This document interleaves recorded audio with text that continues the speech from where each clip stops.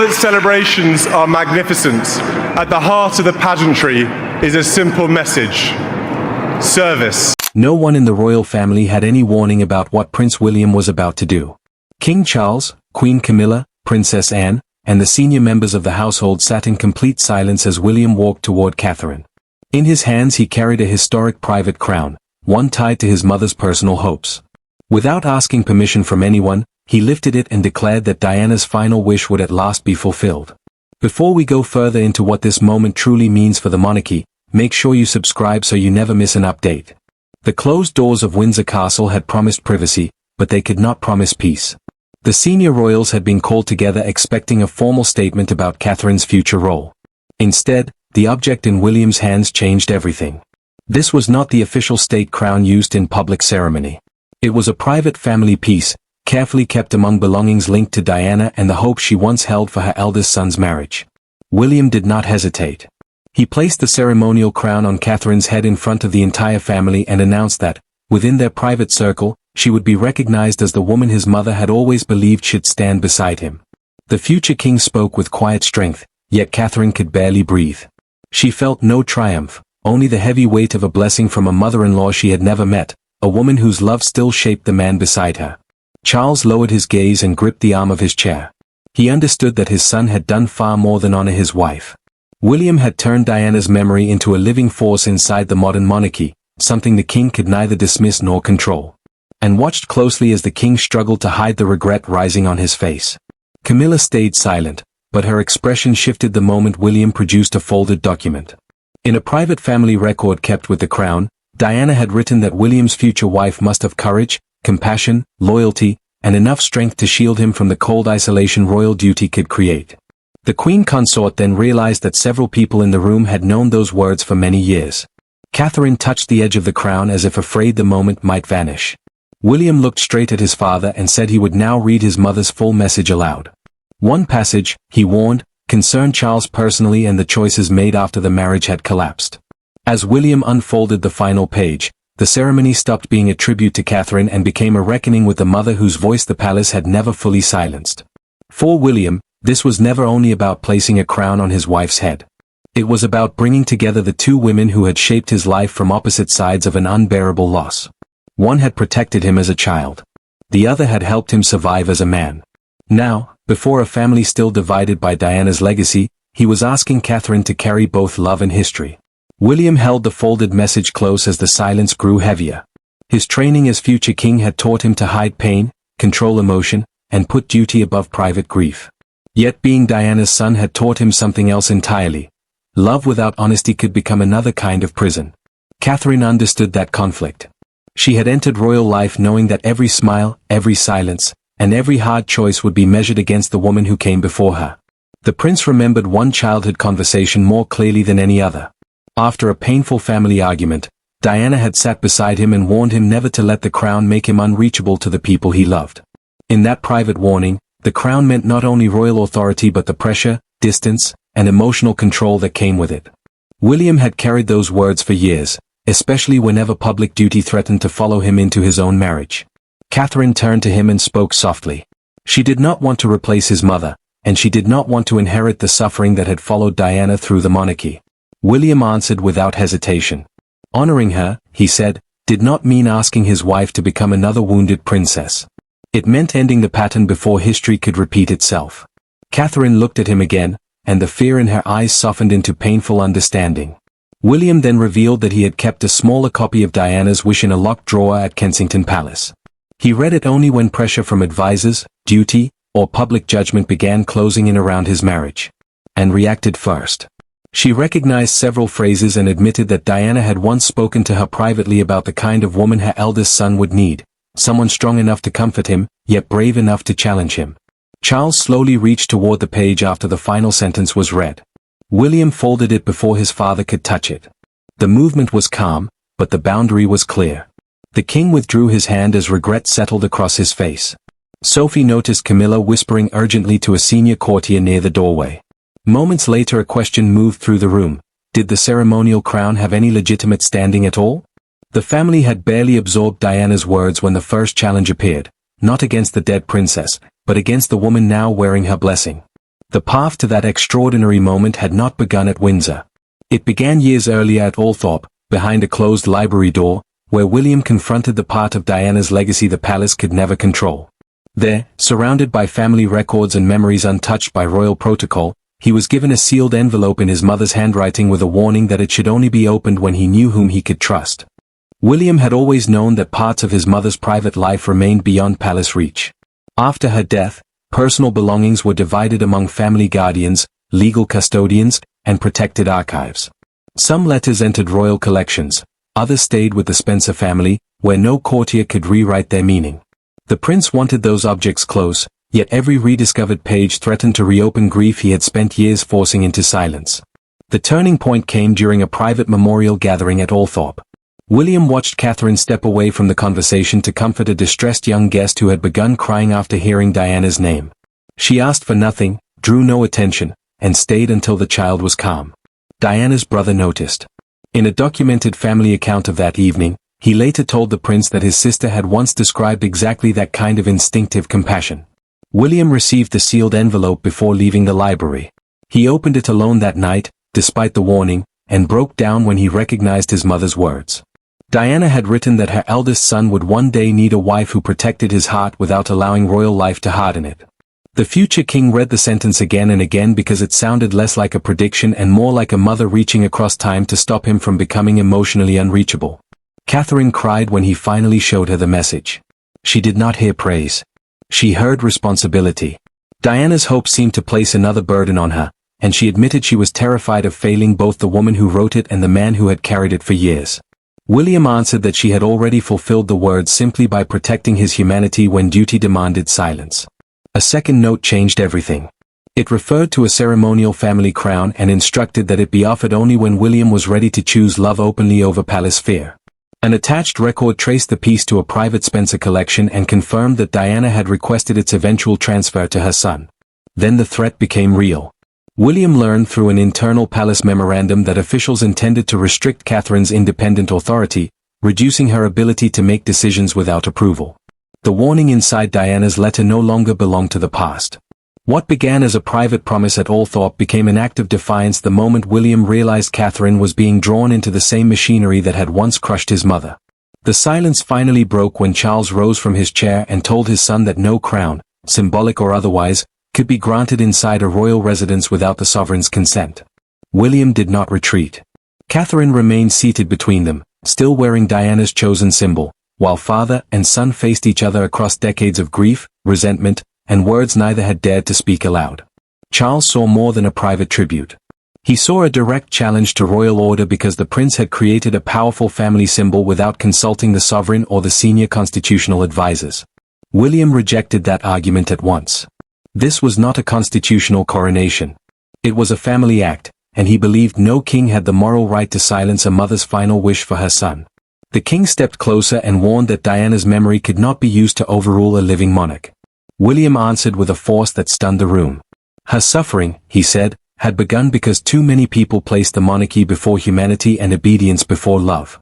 Charles flinched, but the future king continued. He had watched private requests concerning Catherine disappear into palace procedure, buried beneath delays, committees, and careful language until nothing changed. Catherine rose before either man could go further. She removed the crown and placed it carefully on the table between them. Her voice remained steady, though pain pressed through every word. She would not become another weapon in a battle neither father nor son had resolved. William turned toward her and she made him listen. Honoring Diana could not mean repeating the same cruelty under a different name. And broke the silence. In a recorded family conversation preserved after the gathering, she confirmed that Diana had once spoken privately about William's future wife, fearing the woman might be controlled, isolated, and blamed whenever the institution felt threatened. Charles looked at his sister, but she did not soften the truth. The warning had not been abstract. It had been born from experience. Charles reached for the crown and lifted it slowly. He studied the inner rim, then recoiled when he found Diana's initials engraved beneath it. The mark proved the object had not been chosen for drama. It had been prepared with intention long before Catherine entered the family. Camilla moved closer to the king and spoke in a low, urgent voice. If he allowed the ceremony to stand, she warned, his authority would be permanently weakened. Charles looked from his wife to his son, then back to the initials beneath the crown. The crown now rested in Charles's hands, but the true power in the room belonged to the decision he could no longer avoid. Charles had spent his entire life preparing to protect the crown, yet no training had prepared him to defend it against the grief of his own son. With Camilla urging him to end the ceremony and William refusing to withdraw Diana's wish, the king faced an impossible choice. Then Princess Anne stepped forward, closed the doors herself, and made it clear that nobody would leave until the family confronted the truth. Charles understood that his approval now carried enormous weight. As sovereign, he held the highest authority within the royal family, and his decision would determine whether William's act was dismissed as a private gesture or accepted as a defining moment. Anne refused to let procedure hide the pain. She had always valued duty, discipline, and loyalty, but she would not defend the institution by denying what everyone in the room could feel. She told her brother that William had not acted from ambition. He had acted from fear, the fear that Catherine might be isolated, controlled, and left to carry pressure alone, just as Diana once had. Charles looked toward his son and finally admitted what he had avoided. Hearing Diana's words spoken by William had dragged him back to warnings he ignored during their marriage. The king confessed that he had mistaken endurance for strength and silence for peace. William listened without interrupting, but his expression did not soften. Regret mattered, yet it could not undo the cost. And then reached inside a private folder and produced an old handwritten note. In a documented account preserved with her personal papers, Diana had written that William's future partner must be defended openly by him, especially when pressure came from within the family. And placed the note before Charles, and he recognized the handwriting immediately. The message turned his son's defiance into something far harder to dismiss. A senior advisor entered with another blow. Photographs of the gathering had already been taken for the private royal archive. Even if the ceremony were invalidated, the image of Catherine beneath Diana's crown could never be completely erased. Charles placed his pen beside the prepared order. Catherine watched his hand remain motionless and quietly asked whether protecting the monarchy must always require someone else's pain. The question struck deeper than any accusation. Camilla waited for the signature, but it never came. Instead, the king asked William to speak with him alone. The queen consort saw at once that the decision she expected was slipping beyond her control. When father and son disappeared behind the library doors, everyone understood that one relationship, and perhaps the entire family hierarchy, would emerge changed. The ceremony had lasted only minutes, but its consequences spread through the royal household before Charles and William finished their private conversation. Staff members received conflicting instructions. Advisors argued over the language that could be used. Inside the family, every silence became a declaration of loyalty. Catherine, still shaken by the honor placed upon her, suddenly found herself at the center of a division she had never asked to create. The household split almost immediately. One group believed William had strengthened the monarchy by giving it something rules alone could never provide, emotional truth. Another saw his act as a dangerous breach of royal authority because a future king had created a powerful symbol without permission from the reigning monarch. Catherine now carried a second burden as well. People expected her to reflect Diana's compassion, yet feared she might also inherit the same defiance that once unsettled the palace. Camilla returned to her private sitting room and slowly removed her gloves. She asked a trusted aide whether the family now saw her as the obstacle standing between Diana's memory and Catherine's rise. The queen consort tried to keep her voice controlled, but wounded pride sharpened every word. She had spent years securing her place beside Charles, and now one ceremony had made that place feel exposed again. Catherine found Sophie away from the others and admitted that guilt was beginning to overwhelm her. She had never requested the crown, never asked William to confront his father, and never wanted to become the cause of another fracture between them. Sophie listened before revealing, through a documented private conversation, that the prince had first planned a quiet presentation with only his wife and their children present. Everything changed when William discovered an internal proposal intended to reduce Catherine's future decision-making powers, a palace plan that would have forced more of her choices through senior approval. He had seen it as proof that Diana's warning was becoming real, and he decided silence would only make the danger easier to hide. And then received another disturbing detail.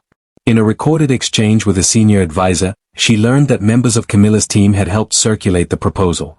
The princess could not confirm whether the queen consort had personally approved its harshest terms, but the connection deepened suspicion inside the family. Catherine stepped into the corridor and stopped when she saw the crown resting inside its open case. She did not touch it. Instead, she closed the lid and began to cry just as William approached. He told her Charles had offered a compromise, but the condition was brutal. Diana's name must be removed from the ceremony entirely. For Catherine, the choice was no longer whether to wear the crown, but whether honoring Diana was worth reopening every wound her husband had tried to survive. Away from advisors, titles, and family pressure, William and Catherine finally faced each other alone. The crown remained closed inside its case between them. He expected her to defend the ceremony. Instead, she asked him the one question nobody else had dared to raise. Was he honoring Diana's final wish, or using it to fight a battle with his father that had never truly ended? Catherine knew exactly what Charles had offered. The symbolic crowning would be accepted as a private family tribute, but every official reference to Diana's written wish would disappear. That compromise could protect royal unity by preventing the ceremony from looking like a challenge to the king. Yet it would also strip away the personal truth that had driven William to act, reducing his mother's message to a quiet detail nobody was allowed to name. Catherine looked directly at her husband and refused to accept a crown built from anger, even if that anger was justified. She understood why he was wounded, but she would not let pain decide the meaning of the moment. The ceremony had to represent healing, not revenge. William tried to answer, then stopped. Her words had reached the part of him that duty, grief, and pride had kept hidden. William finally admitted the truth. Part of him had wanted Charles to feel, before the entire family, the same helplessness Diana once felt when her voice was dismissed. The prince had wanted his father to understand what it meant to stand in a room where everyone held power except the person carrying the deepest pain. Catherine listened without judging him, but she made clear that repeating humiliation would not repair it. Then Catherine revealed something he had never expected. Months earlier, in a documented private exchange, she had been shown Diana's wish and had deliberately said nothing. She believed William needed to decide for himself what kind of son he wanted to be and what kind of future king he intended to become. If she had pushed him, the choice would never truly have belonged to him. Catherine then set her own condition. She would wear the crown again only if Charles placed it into William's hands and openly acknowledged Diana's role in shaping the monarchy's future. The act could not be hidden, softened, or separated from the woman whose warning had inspired it. William lowered himself beside her and pressed his forehead against her hand. He told Catherine she had fulfilled his mother's wish not by accepting power but by stopping grief from controlling him. She closed her fingers around his, and together they returned to the family chamber. Neither knew whether Charles would accept the condition or end the ceremony forever. The final decision would not be made by a document, an advisor, or even a crown. It would be made by a father choosing what to do with the memory of the woman he had once failed. By morning, the private ceremony was no longer private. One photograph had escaped the palace archive, Catherine seated beneath the Windsor crest, William standing beside her, and the Spencer crown resting between them, while Charles watched from only a few feet away. The image contained no official caption, yet the entire country understood its emotional message. Diana's memory had returned to the center of royal power. The palace reacted with controlled language. A short statement described the gathering as a private family tribute with no constitutional implications. Yet the careful wording only made the image feel more powerful. Broadcasters, newspapers, and commentators understood that this was not about law. It was about memory, loyalty, and a son publicly restoring his mother's place within the family story. William felt exposed the moment the photograph appeared. He feared Catherine would be accused of seeking a position she had never demanded, and he blamed himself for allowing her name to become the center of another royal storm. The prince reached for her hand and promised he would defend her openly. She reminded him that silence would not protect them now. The country had already seen the truth. Charles watched the coverage alone. One commentator described the ceremony as the moment William reclaimed Diana's place in the royal story, and the word struck him with brutal force. The king had spent years trying to balance memory with duty. Yet his son had achieved in minutes what the institution had failed to do for decades, acknowledge her emotional power without apology. A broadcaster then enlarged the crown on screen. Diana's initials were clearly visible beneath the inner rim, proving the tribute had been carefully prepared rather than improvised in anger. The discovery changed the national conversation. This was no sudden rebellion. It was the completion of a promise carried quietly across years. The palace soon uncovered the source of the leak. An elderly archive official admitted in a recorded internal interview that he had released the photograph because hiding it would repeat the monarchy's old mistake of trying to control Diana's emotional legacy. He accepted the consequences but refused to express regret. Outside Kensington Palace, crowds gathered beneath the gates holding white roses. One woman lifted a handwritten sign above her head, "Her son remembered."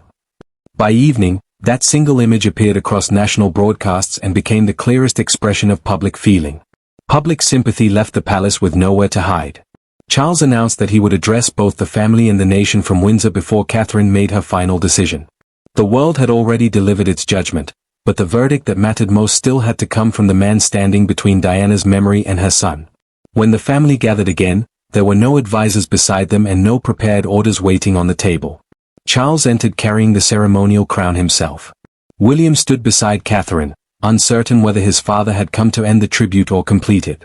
Then the king spoke Diana's name without hesitation and, for the first time, acknowledged that her deepest wish had not threatened the monarchy.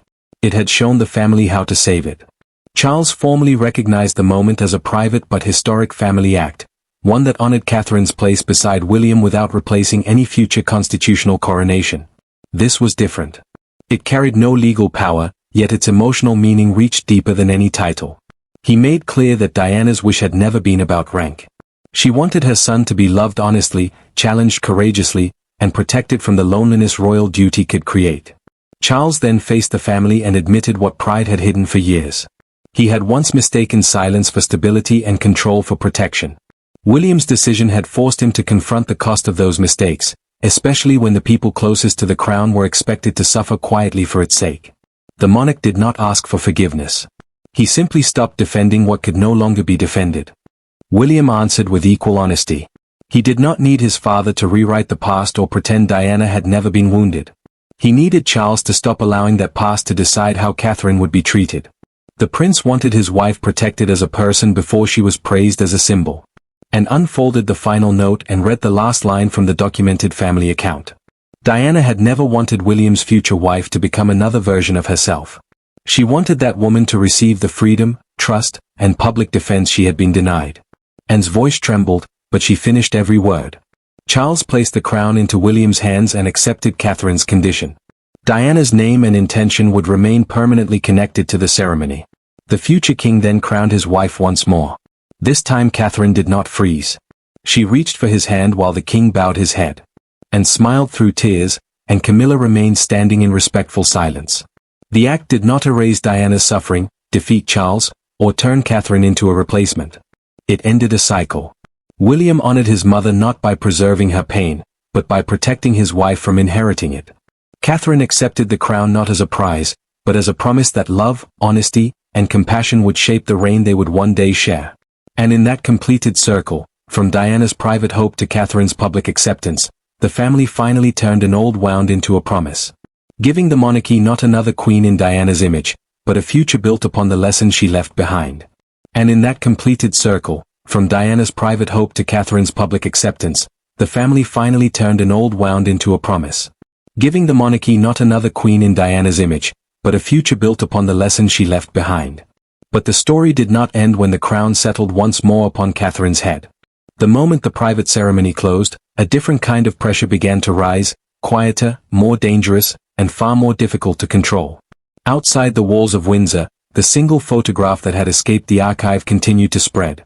Inside the palace, the consequences of that image started to reshape every relationship, every conversation, and every carefully guarded boundary. William and Catherine returned to Kensington Palace that same evening under a sky heavy with unanswered questions. The children were already asleep. The corridors felt unusually still. Catherine removed the ceremonial crown with both hands and placed it gently inside its case, as if the object itself might still be listening. She did not speak for a long time. When she finally did, her voice was low. "They will never stop measuring me against her," she said. William sat beside her on the edge of the bed. He did not deny it. He could not. The public reaction had already shown how deeply the image of Catherine wearing Diana's chosen symbol had touched people. Some called it healing. Others called it dangerous. A few voices online had already begun to twist the moment into something darker, accusing Catherine of seeking a place that did not belong to her. William had expected criticism. He had not expected how quickly the praise would turn into a new kind of pressure.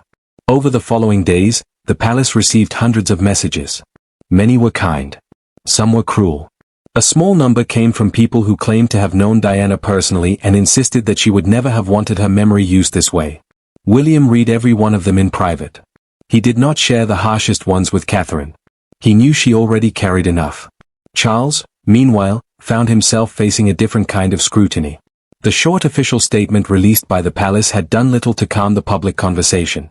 Commentators continued to describe the ceremony as a quiet revolution. One respected royal historian wrote that William had forced the monarchy to confront a truth it had spent decades avoiding, that Diana's emotional power had never left the institution, even when her name was carefully managed. Charles read the article twice. Then he folded it and placed it in a drawer he rarely opened. Camilla remained mostly silent in public, but inside the household the tension was unmistakable. She had spent years building a careful place beside the king. Now that place felt less secure. In private conversations with her closest aides, she asked the same question more than once, whether the family still saw her as an outsider who had interrupted a story that belonged to someone else. No one gave her a clear answer. Anne, as always, stayed practical. She met with William 2 days after the ceremony and told him plainly that the emotional victory would mean nothing if the practical structures around Catherine remained unchanged. The internal proposal that had once threatened to limit Catherine's independent authority had not disappeared. It had only been delayed. Anne warned her nephew that certain advisors were already preparing a softer version of the same idea, one that would look reasonable on paper while still restricting Catherine's ability to act freely. William listened carefully. Then he did something he had never done before. He asked Anne to help him rewrite the proposal entirely. The work began in secret. Over the next week, William, Anne, and a small group of trusted staff members drafted a new framework for Catherine's future role. It gave her clearer authority over her own public engagements, stronger protection against unnecessary interference, and a formal recognition that her voice carried weight in decisions that affected the family. The document was careful. It did not challenge the sovereign's ultimate authority. But it made one thing impossible to ignore. Catherine would no longer be treated as a decorative presence whose independence could be quietly reduced whenever it became inconvenient. When the draft was ready, William took it to Charles himself. The meeting took place in the same library where father and son had spoken after the ceremony. Charles read the pages slowly. When he finished, he looked up. "You are asking me to change the way this family has always worked," he said. "I am asking you to stop repeating the mistakes that almost destroyed it," William answered. There was a long silence. Outside the window, the gardens of Windsor lay still under a grey sky. Charles finally nodded. He did not smile. He did not offer praise. He simply said that the document would be reviewed and, with certain adjustments, accepted. It was not a dramatic declaration. It was something rarer, a quiet concession from a man who had spent a lifetime defending tradition. Catherine learned of the change that evening. She did not celebrate. She sat for a long time with the papers in her lap, reading every line. When she looked up, her eyes were tired but clear. "This is what she wanted," she said quietly. "Not a crown. Protection." William took her hand. For the first time since the ceremony, the weight on his shoulders felt slightly lighter. But the outside world was not finished with them. A major British newspaper published a long investigative piece 3 weeks later. It claimed that the private crown used in the ceremony had once been part of a larger collection of items Diana had carefully prepared for her sons. The article included interviews with distant Spencer relatives and former staff members. One source claimed that Diana had spoken openly about her fear that the monarchy would try to control William's future wife the same way it had tried to control her. Another suggested that the sealed letter William received at Althorpe was only one of several messages she had left behind. The palace issued no further statement. Silence, however, only fed the speculation. Online conversations grew louder. Some people began calling for a public acknowledgement of Diana's influence on the modern monarchy. Others accused William of using his mother's memory for personal gain. Catherine found herself once again at the center of a storm she had never asked for. One evening she walked into the private garden at Kensington Palace and sat alone on a stone bench. The air was cool.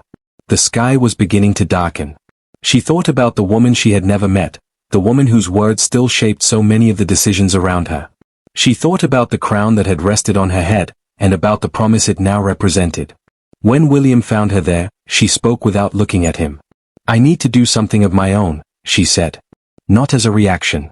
Not as a defense. Something that belongs only to me." William sat beside her and waited. Over the following months, Catherine began to shape a new public project. It focused on young people who had lost parents early in life, children who, like William and Harry once had, carried grief that the outside world often failed to understand. The project was quiet at first. It did not seek headlines. But slowly it began to grow. Schools, charities, and families started to respond. Catherine visited hospitals and community centers without the usual heavy media presence. She listened more than she spoke. And people noticed. William watched her with a mixture of pride and quiet fear. He knew that every independent step she took would be measured against Diana's memory. He also knew that this was exactly what his mother had hoped for, a wife who could stand in her own light without being forced to become a copy of someone else. Charles, for his part, began to change in smaller, less visible ways. He started mentioning Diana's name more freely in private family conversations. He no longer flinched when her photograph appeared in old documentaries.